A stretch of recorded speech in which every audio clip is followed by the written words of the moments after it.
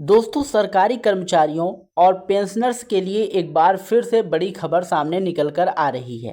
अगर आपका भी इंतज़ार 8वें वेतन आयोग की नई अपडेट का है, तो आज की यह जानकारी आपके लिए बेहद महत्वपूर्ण होने वाली है।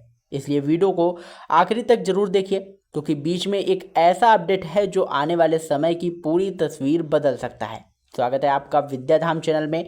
दोस्तों, पिछले कुछ दिनों से 8वें वेतन आयोग को लेकर लगातार नई नई जानकारियां सामने आ रही हैं।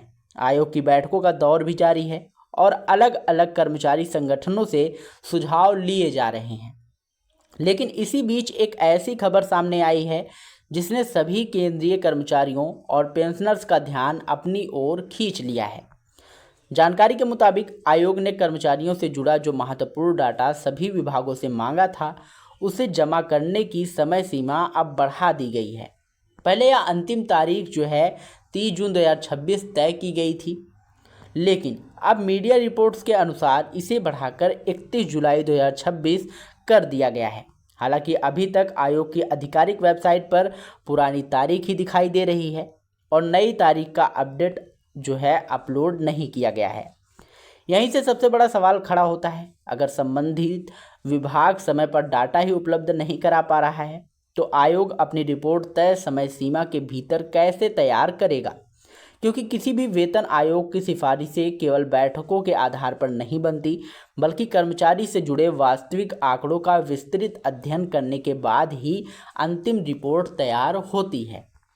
आयोग ने साफ कर दिया है कि सभी विभाग केवल ऑनलाइन पोर्टल के माध्यम से ही जानकारी भेजेंगे। ईमेल, एक्सेल सीट, पीडीएफ या फिजिकल कॉपी के जरिए भेजा गया डाटा स्वीकार नहीं किया जाएगा।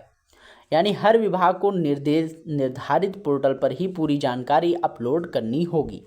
अब बात करते हैं, आखिर आयोग कौन कौन सी जानकारी मांग रहा है। इसमें कर्मचारी की कुल संख्या, खाली पदों का विवरण, वर्ष 2023 से 25 तक हुए रिटायरमेंट, वीआरएस लेने वाले कर्मचारियों का रिकॉर्ड, इस्तीफा का आंकड़ा, कर्मचारियों की आयु के अनुसार सेवा छोड़ने का पैटर्न, जीपीएफ से जुड़ी जानकारी, प्रमोशन का रिकॉर्ड और कई अन्य प्रशासनिक आंकड़े शामिल हैं। इन सभी जानकारियों के आधार पर आयोग यह समझेगा कि वर्तमान व्यवस्था कर्मचारियों की वास्तविक ज़रूरतें क्या हैं और भविष्य में किन सुधारों की आवश्यकता है। इसी कारण यह डाटा आयोग के लिए बेहद महत्वपूर्ण माना जा रहा है। जब तक पूरा डाटा उपलब्ध नहीं होगा, तब तक आयोग किसी भी बड़े निर्णय पर पहुंचना आसान नहीं होगा। यही वजह है कि समय सीमा बढ़ाने की खबर को काफ़ी अहम माना जा रहा है। दूसरी ओर आयोग लगातार देश भर में कर्मचारी संगठनों और पेंशनर्स के प्रतिनिधियों के साथ बैठकें भी कर रही है। दिल्ली, उत्तराखंड, हैदराबाद, पुणे, जम्मू कश्मीर, लद्दाख, भुवनेश्वर और कोलकाता सहित कई शहरों में बैठकें आयोजित की जा चुकी हैं।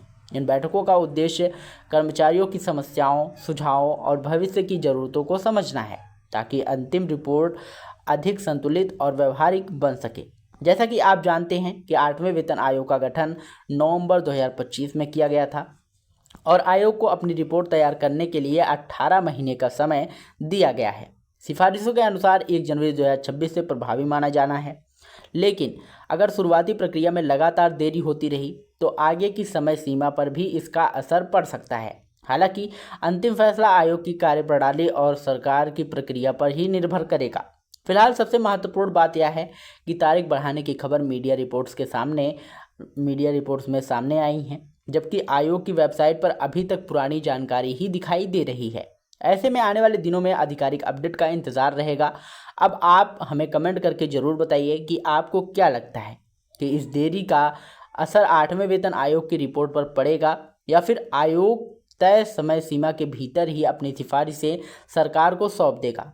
अगर आप सरकारी कर्मचारी, पेंशनर, सरकारी योजनाओं, शिक्षा और ताज़ा जानकारी, सरकारी अपडेट से जुड़ी हर महत्वपूर्ण छोटी बड़ी खबर सबसे पहले पाना चाहते हैं, तो विद्याधाम चैनल को ज़रूर सब्सक्राइब करिएगा।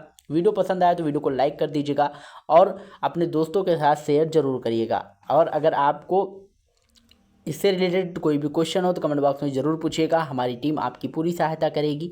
मिलते हैं नई वीडियो में नई अपडेट के साथ। तब तक के लिए जय हिंद, जय भारत।